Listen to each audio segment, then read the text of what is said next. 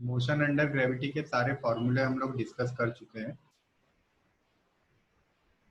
ये नॉर्मल जो average speed के फॉर्मूले हैं या इक्वेशन ऑफ मोशन है या मोशन अंडर ग्रेविटी है या ग्राफिकल मेथड से कैसे वेलोसिटी डिस्प्लेसमेंट या एक्सेलरेशन निकाले जाते हैं, वो सब हम मोशन इन 1D के जो फॉर्मूले हमने बनाए थे वो सब हमने डिस्कस किए थे। ये एक बार आप इसका स्क्रीनशॉट देख लीजिए, उसके बाद हम क्वेश्चन करना शुरू करते हैं।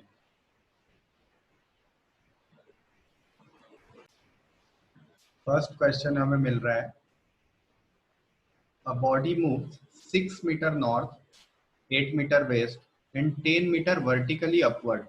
अब इसको आप समझ लीजिए कि ये 6 मीटर नॉर्थ और ईस्ट तो आप प्लेन पे बना लेंगे, मतलब नॉर्थ डायरेक्शन में आपने मूव किया, उसके बाद ईस्ट डायरेक्शन में आपने मूव किया, ये तो आप बना लेंगे प्लेन में। लेकिन अपवर्ड जो मूव किया है उसे कैसे बनाएंगे, तो ये आप इस फिगर को आप इस प्लेन पे ड्रॉ नहीं कर सकते, लेकिन इसका डायरेक्ट फॉर्मूला यूज किया जाता है। जब भी 90 डिग्री, देखिए नॉर्थ से ईस्ट जाए तो भी 90 डिग्री आएगा, और ईस्ट से डायरेक्ट अपवर्ड आ जाए मतलब इस प्लेन के आउटवर्ड आ जाए तो भी 90 डिग्री आएगा। तो जब भी डिस्प्लेसमेंट्स 90 डिग्री में दिए हो या कोई भी वेक्टर क्वांटिटी 90 डिग्री में दी हो, तो आप डायरेक्ट इसके लिए फॉर्मूला लगाइए। रिजल्टेंट डिस्प्लेसमेंट जो है R equal to, resultant displacement को हम आर लिख सकते हैं, R equal to under root of first displacement का स्क्वायर प्लस सेकेंड डिस्प्लेसमेंट का स्क्वायर प्लस थर्ड डिस्प्लेसमेंट का स्क्वायर। सॉल्व कर लीजिए और आर की वैल्यू निकाल लीजिए, देख लीजिए कितना आ रहा है। 6 मतलब 36, ये 64 और ये 100, तो 100 प्लस 100 200, और ये शायद 10√2, 10√2 आंसर आएगा, मतलब फर्स्ट वाला ऑप्शन करेक्ट है। क्वेश्चन नंबर 2 देखते हैं। An athlete completes one round of circular track of radius 40 metre. तो एक सर्कुलर ट्रैक है, यह ऐसा सर्कुलर ट्रैक है और इसकी रेडियस कितनी दी हुई है, इसकी रेडियस दी हुई है, रेडियस तो इसकी नहीं दी है लेकिन 40 सेकंड में ये कंप्लीट करता है। ठीक है, एक सर्कल को, रेडियस इसकी आर दी है हमें, तो 40 सेकंड में एक जो राउंड है उसको कंप्लीट कर रहा है। What will be the displacement at the end of 2 minute 40 second.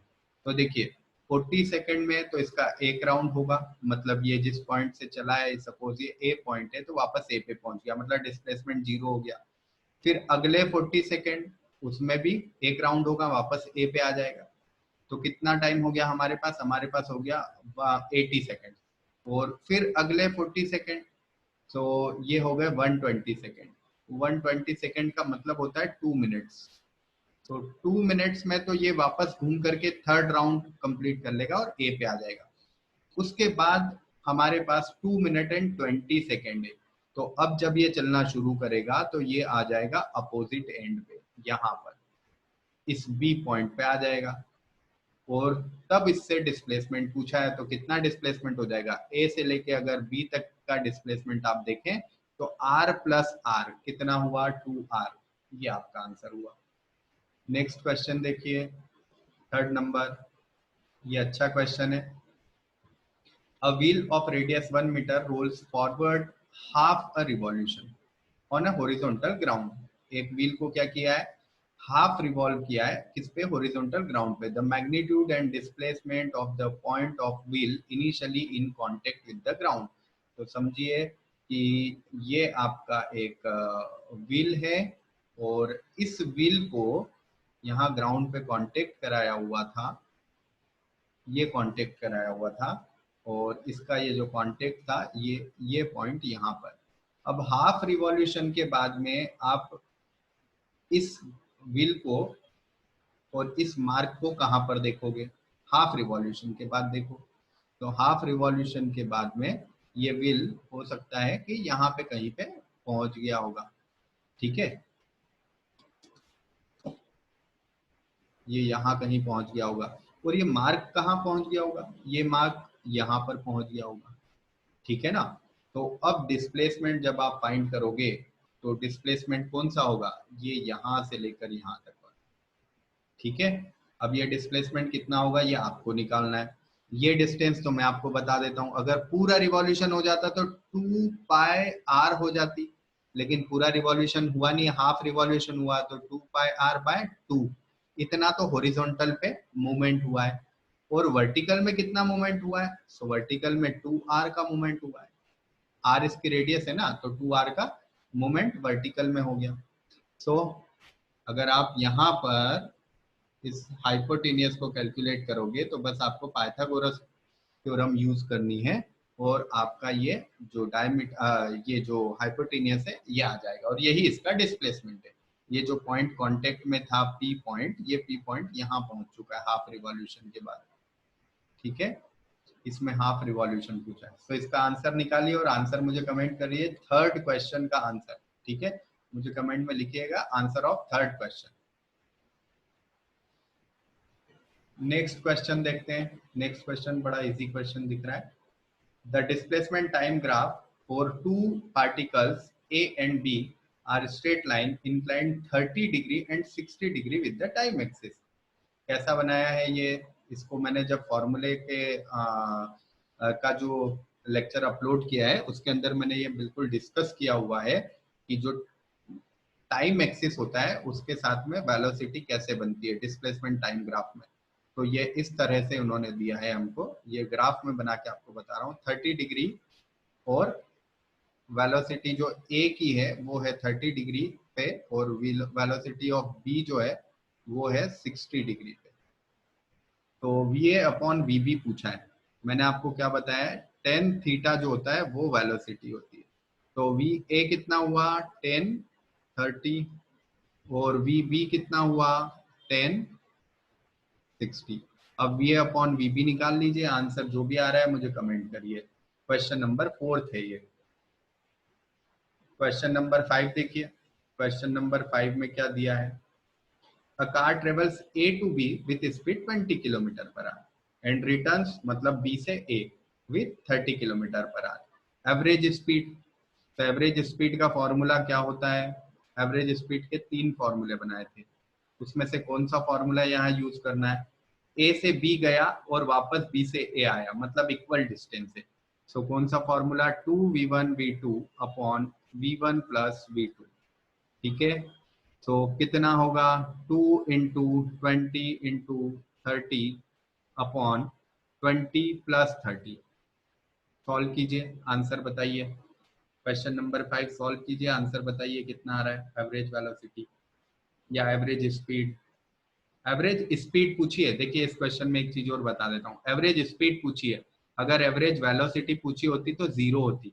क्यों? क्योंकि ए से बी गया था और बी से वापस ए आ गया, तो इनिशियल और फाइनल पॉइंट तो सेम ही है, इसलिए डिस्प्लेसमेंट 0 हुआ, और डिस्प्लेसमेंट 0 तो एवरेज वेलोसिटी 0।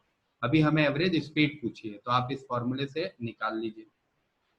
नेक्स्ट क्वेश्चन है, a boy walks to his school at a distance 6 kilometre with constant speed 2.5 kilometre per hour and walks with same with constant speed of 4 kilometre per hour. Average speed for round trip. फिर से average speed पूछिए, यही formula use कर लो, values put कर दो, एक बार 2.5 और एक बार 4 किलोमीटर। डिस्टेंस जो दी है उसका हमें कोई काम नहीं है, इस डिस्टेंस का कोई भी काम नहीं है। ठीक है, ये डिस्टेंस केवल हमें कंफ्यूज कर रही है क्योंकि इक्वल डिस्टेंस का फॉर्मूला है, इसलिए इसका कोई काम नहीं। आगे क्वेश्चन है question number 7। A car travels the first half of distance between two places at 30 km per hour and second half with 50 km per hour। Distance का फर्स्ट हाफ और सेकंड हाफ, मतलब फिर से इक्वल डिस्टेंस है, फिर से वही formula use करना है। v1 की वैल्यू कितनी रखोगे 30, और v2 की वैल्यू कितनी रखोगे 50। 2v1 v2 upon v1 plus v2 formula लगाइए, आंसर निकालिए और मुझे कमेंट करिए। क्वेश्चन नंबर 8 देखो, one car moving on a straight road covers 1/3 of distance with 20 kilometre per hour and rest of distance with 60 kilometre per our. आपको बस इतना पता करना है कि 1/3 अगर कवर करी है तो बची कितनी। तो अगर 1/3 कवर की है तो बची है 2/3। ठीक है, इसी तरीके से लिखिएगा, इस क्वेश्चन को ऐसे ही किया जाता है। अभी इक्वल डिस्टेंस तो है नहीं, इक्वल डिस्टेंस कितनी होती है, हाफ और हाफ, यहाँ तो 1/3 है और 2/3 है। इक्वल डिस्टेंस नहीं है तो इस क्वेश्चन को कैसे किया जाता है, शॉर्ट ट्रिक में आपको बता रहा हूँ, ध्यान से समझ लीजिए। V1 एंड V2, तो फॉर्मूला इस तरह से बनेगा 3V1 V2, 3 कहां से उठाया, जो डिनोमिनेटर में होता है वो, अपॉन इसका मल्टीप्लाई इसके साथ और इसका मल्टीप्लाई इसके साथ, कितना 2V1 प्लस 1V2। बस सॉल्व कर दीजिए, आपका आंसर आ जाएगा, ये आपकी एवरेज स्पीड आ गई। ठीक है, नेक्स्ट क्वेश्चन, फिर से इस क्वेश्चन को फिर से देख लीजिए एक बार। क्या किया है हमने, 1/3 डिस्टेंस थी तो 1/3 डिस्टेंस लिखी, फिर कितनी बचती है 2/3, 1/3 किस स्पीड से चला है, V1 स्पीड से, 2/3 किस स्पीड से चला है, V2 स्पीड से। सो V1 के नीचे 1/3 लिखा, V2 के नीचे 2/3 लिखा। जो डिनोमिनेटर में होता है वही यहाँ पर एवरेज स्पीड में, जो हमारा फॉर्मूला था ना 2V1, स्टैंडर्ड फॉर्मूला क्या है, 2V1 V2 upon V1 plus V2। तो जो हमारे पास न्यूमरेटर में 2 आता था उसकी जगह कितने पार्ट हुए डिस्टेंस के, 3 पार्ट हुए, सो 3V1 V2। और अपॉन में क्या करेंगे, क्रॉस मल्टीप्लीकेशन। ठीक है, नेक्स्ट क्वेश्चन है क्वेश्चन नंबर 9। क्वेश्चन नंबर 9 भी देखिए ऐसा ही दिख रहा है, if car covers 2/5 of total distance with V1 and 3/5 with V2। Pause कीजिए वीडियो को और पहले आप निकालिए क्या आ रहा है, जो मैंने तरीका बताया वैसे ही। डिस्टेंस पहले V1 और V2 लिख लिया, V1 से कितनी डिस्टेंस की है, पहले आप अपना पॉज करके पहले आंसर निकाल लीजिए, उसके बाद मेरा आंसर देखिए। V1 में कितनी डिस्टेंस है 2/5, V2 में कितनी है 3/5। क्या करना है, 5 नीचे है वो आ जाएगा ऊपर, 5V1 V2, और फिर क्रॉस मल्टीप्लीकेशन कर दीजिए। ये क्रॉस मल्टीप्लीकेशन कर दिया, क्या आएगा, 3 के साथ V1 और 2 के साथ V2। बस ये आंसर आ गया आपका। चेक कर लीजिए कौन सा आंसर है, ये वाला आंसर है डी। डी इसका करेक्ट ऑप्शन है, ये हमारा सी ऑप्शन है और ये हमारा डी ऑप्शन है। ठीक है, नेक्स्ट क्वेश्चन देखो, क्वेश्चन नंबर है 10। A particle contain constraint to move on a straight line path. It returns to the starting point after 10 seconds. The total distance covered by the particle is 30 meter. Time कितना लिया 10 second, distance कितना किया 30 metre, और वापस उसी point पे आ गया starting point पे, मतलब डिस्प्लेसमेंट है 0। Which of the following statement about the motion of particle is false? ये भी ध्यान रखो, ये कंफ्यूज किया जाता है। हम करेक्ट ऑप्शन ढूंढ लेते हैं लेकिन ये फॉल्स ऑप्शन पूछ रहे हैं। Displacement of the particle is 0, ये तो करेक्ट है। Average speed of the particle is 3 metre per second, so 30/10, ये भी करेक्ट है। Displacement of the particle is 30 metre, ये इनकरेक्ट है, ये फॉल्स ऑप्शन है, तो इसको हम करेक्ट करेंगे सी। ठीक है, तो इसका ऑप्शन होता है सी। ध्यान दीजिएगा कितना घुमाया है क्वेश्चन को, पहले सारी चीजें बता दी और उसके बाद पूछा है कि कौन सा ट्रू नहीं है, मतलब फॉल्स है। Question number 11। A particle moves along semicircle of radius 10 meter in 5 seconds. What is the average velocity? Semicircle बनाना है आपको, चलो सेमी सर्कल बनाते हैं। ये सेमी सर्कल, इस सर्कल का हम हाफ कर देते हैं, सेमी सर्कल समझते हैं इसको, ये हाफ कर दिया, और ये ऊपर वाला जो पार्ट है इसको हम सेमी सर्कल ले लेते हैं, ए और बी। और क्या कह रहे हैं 10 मीटर रेडियस है, सो ये कितना हो जाएगा ए से बी तक, ये हो जाएगा 20 मीटर, डायमीटर 20 हो गया। कितने टाइम में ट्रेवल किया उसने, 5 सेकेंड में ट्रेवल किया। आपको क्या निकालना है, एवरेज वेलोसिटी। एवरेज वेलोसिटी होती है total displacement upon total time. कितना है टोटल डिस्प्लेसमेंट 20, टाइम कितना 5, 20/5 कितना 4, तो 4 metre per second. Average speed निकाल करके मुझे कमेंट करिए इसकी कितनी आएगी average speed. Question number 12. The ratio of numeric value of average velocity and average speed of the body is always। Average velocity और एवरेज स्पीड की रेशो हमेशा कितनी हो सकती है? तो एक बात ध्यान रखिए कि वेलोसिटी जो होती है वो या तो इक्वल हो सकती है और या फिर छोटी हो सकती है। क्या हो सकती है? या तो इक्वल हो सकती है या छोटी हो सकती है। किसके? स्पीड से। वेलोसिटी इज लेस देन और इक्वल टू स्पीड हमेशा। तो उससे आंसर निकाल लीजिए। आपको क्या समझ में आ रहा है? कितना होना चाहिए? अगर इक्वल होता तो यूनिटी, और अगर छोटा होता तो वेलोसिटी अपॉन स्पीड कितना होता? 1 से लेस। तो 20 का करेक्ट ऑप्शन है। 13 नंबर क्वेश्चन देखिए। The initial velocity of the particle is 10 metre per second and retardation is 2 meter per second square. The distance moved by the particle in fifth second। बिल्कुल simple question है। S nth वाला formula use करना है, u plus a/2 into 2n-1। So u कितना दिया है? Initial speed दिए 10।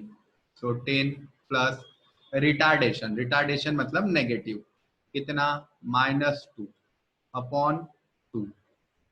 कौन सा सेकेंड पूछा है? Fifth second. So 2 into 5 -1।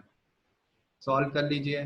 10 minus 1, 2 से 2 कट हो गया, 1 हुआ, और 10 - 1 मतलब 9। So 10 - 9 that is 1 metre. 1 metre distance travel किया है। सिंपल है। ये ध्यान रखना है हमको, रिटार्डेशन की वैल्यू है तो माइनस रखना है ना। अगर आप प्लस रख दोगे तो आपका आंसर मैच जरूर हो जाएगा 19 मीटर के साथ। नेक्स्ट क्वेश्चन है 14।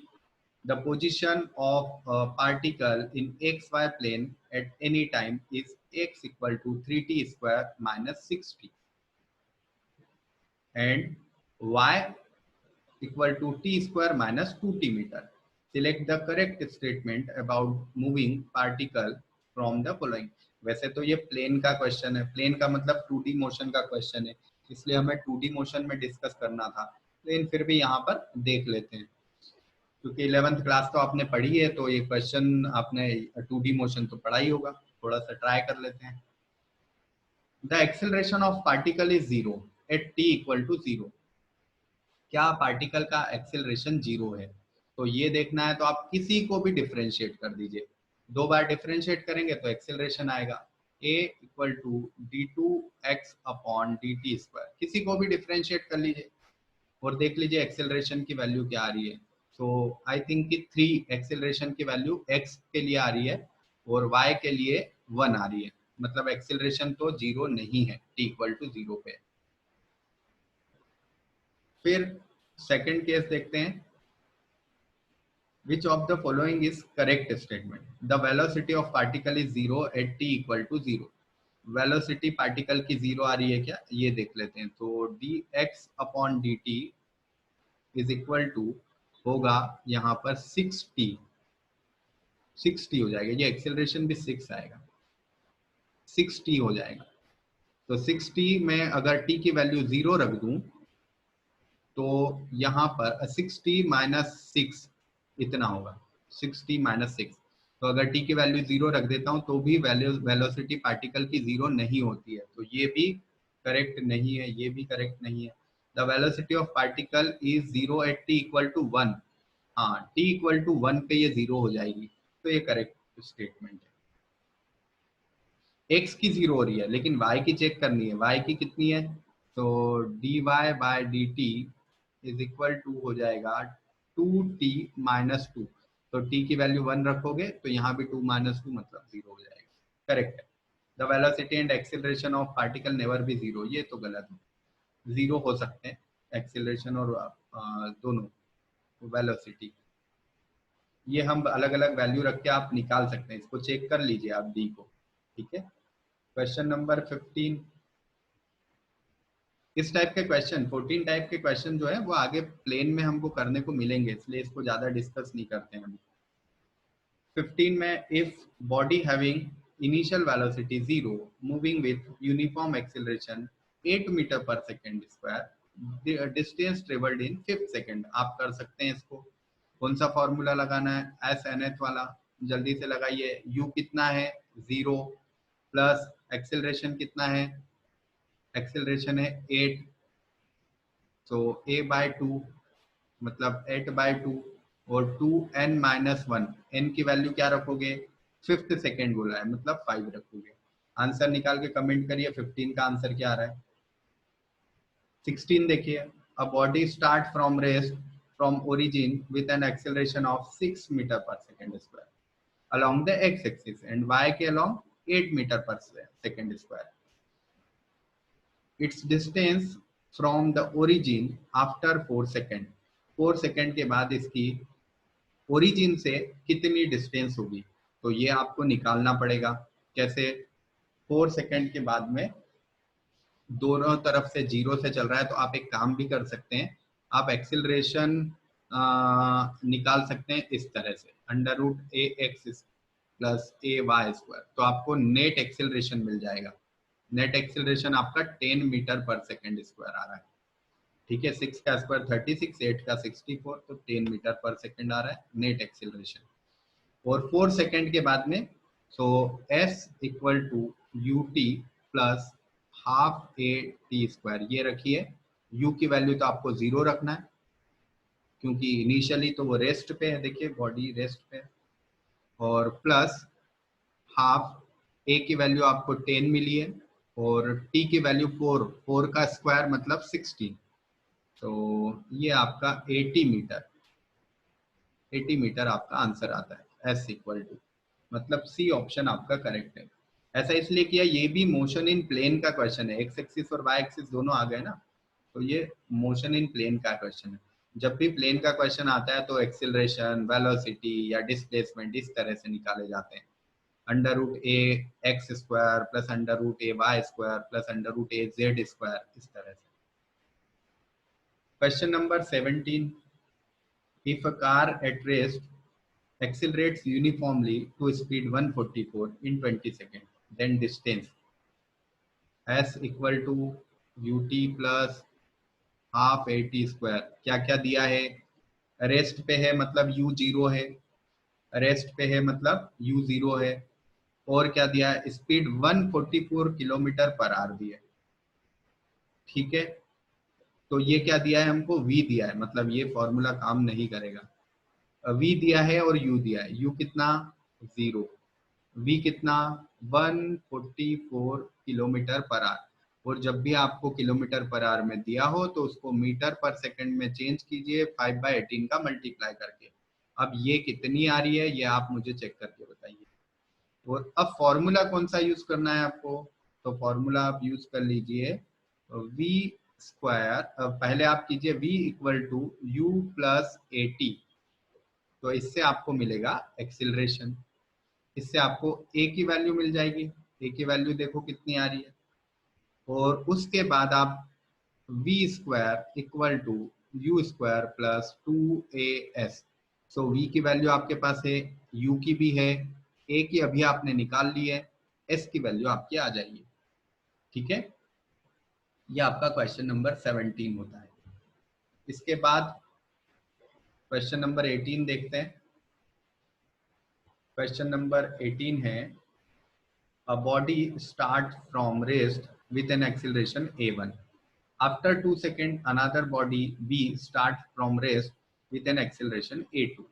If they travel equal distance in 5th second after the start of a, then the ratio a1:a2 is equal to। बहुत ही अच्छा क्वेश्चन है। क्वेश्चन में थोड़ा सा दिमाग लगा करके आप ट्राई कीजिए, पॉज कीजिए, पहले खुद से ट्राई कीजिए और उसके बाद मेरा सॉल्यूशन देखिए। चलिए, आपने ट्राई किया, अभी मैं ट्राई करता हूँ।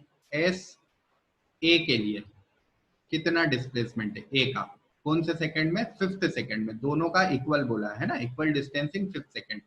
तो एस ए के लिए 5th सेकंड में क्या बनेगा? इनिशियली तो रेस्ट है, so u equal to 0 plus acceleration कितना? a1, ठीक है, अपॉन 2 n, n कितना है इसके लिए? 5 सेकेंड माइनस 1, ये हमारा एस ए हुआ। एस बी कितना है? वो भी 0 है, स्टार्ट तो 0 से ही हुआ। एक्सेलरेशन कितना है? a2 है, अपॉन 2। और देखिए ये कब स्टार्ट हुई है? Another body start from rest with an acceleration a2 after 2 second.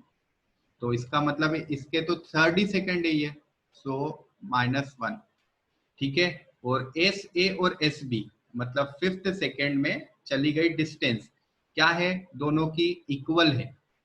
देखो ये लिखा है ना, इक्वल डिस्टेंस है 5th सेकेंड में। और 5th किसके लिए? ये फर्स्ट वाले के लिए 5th है और सेकेंड वाले के लिए तो 3rd सेकेंड होगा।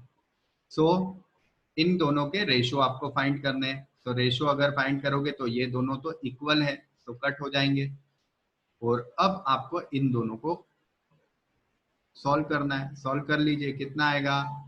2 इंटू 3 -1 मतलब 5a2 इक्वल टू, यहाँ आएगा आपका 10 -1 मतलब 9a1। सो a1 बाय a2 जो है वो 5/9, ये आपका ऑप्शन आएगा। क्वेश्चन नंबर 19 चेक कीजिए। The velocity of bullet is reduced 200 to 100, मतलब ये आपकी इनिशियल वेलोसिटी हो गई और ये आपकी फाइनल वेलोसिटी हो गई। ये हो गया u, ये हो गया v। while traveling through a wooden block of 10 centimetre thickness, ये क्या हो गया आपका? s हो गया। सो रिटार्डेशन कितना होगा? सो कौन सा फॉर्मूला यूज करें? v square equal to u square plus 2as। Clear? v की वैल्यू कितनी हो जाएगी? 100 का स्क्वायर मतलब 100 इंटू 100। u की कितनी होगी? 200 इंटू 200 प्लस 2 इंटू ए इंटू, अब s जो है वो सेंटीमीटर में, तो आप उसको मीटर में कन्वर्ट कर लीजिए। 10 सेंटीमीटर इक्वल टू कितना मीटर होता है? 10 इंटू 10⁻², सिंपल। और अब a की वैल्यू आप फाइंड कर लीजिए कितनी आ रही है, और मुझे कमेंट करिए 19 नंबर का आंसर कितना आ रहा है।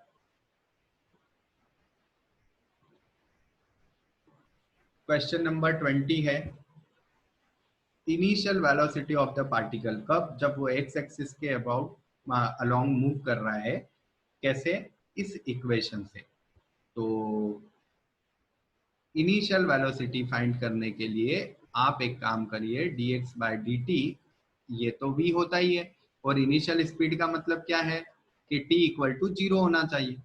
तो पहले dx बाई डी टी कर लीजिए, d by D T of 2 - 5t plus 6t square, इसको सॉल्व कीजिए, कितना आएगा? t का 2 का तो 0 हो जाएगा, -5 प्लस 12t, ठीक है। अब यहाँ t की वैल्यू कितनी रखनी है हमें? 0। सो 0 रखोगे तो कितना आएगा? -5 मीटर पर सेकेंड, ये आएगी वैल्यू। ये आंसर आ गया। चलो 21 देखते हैं। If the velocity of particle is given by v equal to this, then the acceleration will be, बिल्कुल सेम क्वेश्चन है। एक्सेलरेशन जो होता है वो होता है dv बाई dt, ठीक है। तो एक्सेलरेशन निकाल लीजिए। कैसे निकालेंगे? dv बाई dt कीजिए, इसका डिफरेंशिएशन कीजिए, इसका डिफरेंशिएशन करके और एक्सेलरेशन की वैल्यू निकाल के मुझे मैं कमेंट कीजिए कि कितना आ रहा है। ये 21 नंबर है। 22, a particle moves along x-axis with this equation, इस इक्वेशन के साथ पार्टिकल मूव कर रहा है एक्स एक्सिस पे, ठीक है। तो इनमें से कौन सा स्टेटमेंट ट्रू है? तो velocity, acceleration, particle is at origin और none of this. Particle origin पे है क्या, ये अगर आप देखना चाहते हो तो आप t की वैल्यू को 0 रख दीजिए तो पता चल जाएगा। t इक्वल टू 0 रखेंगे यहाँ पे तो यहाँ आ जाएगा -8, और x, ये इक्वेशन लिख लेते हैं, x equal to 4t - 2 plus a t minus 2 का होल स्क्वायर। अब टी की वैल्यू 0 रखिए, देखिए कितना आ रहा है, यहाँ पर 0 रखेंगे तो ये बनेगा -8 प्लस ए, और टी की वैल्यू 0 रखेंगे तो ए टी तो 0 हो जाएगा, और यहाँ अंदर बचेगा 2 का स्क्वायर मतलब 4, और 4a आएगा। तो x ओरिजिन पे नहीं है क्योंकि a की वैल्यू तो हमारे पास है ही नहीं, तो हम नहीं कह सकते कि ये ओरिजिन पे है या नहीं है। दूसरा देखते हैं, the initial velocity of particle is 4। कैसे फाइंड करें, dx/dt करें, अभी किया था ऐसा क्वेश्चन, और dx/dt की जो भी वैल्यू आएगी उसमें क्या करें, उसमें t इक्वल टू 0 पुट करें, t इक्वल टू 0 पुट करें। अगर आपका आंसर v इक्वल टू 4 आ जाए तो इसका मतलब है फर्स्ट वाला करेक्ट है, ठीक है। अगर ये नहीं आता है तो फिर क्या करोगे, फिर एक काम करो, एक्सेलरेशन निकालो। कैसे निकालोगे, dv अपॉन dt, जो भी इक्वेशन आई उसको फिर से डिफरेंशिएट कर देते हैं, मतलब x को 2 बार डिफरेंशिएट किया, क्लियर।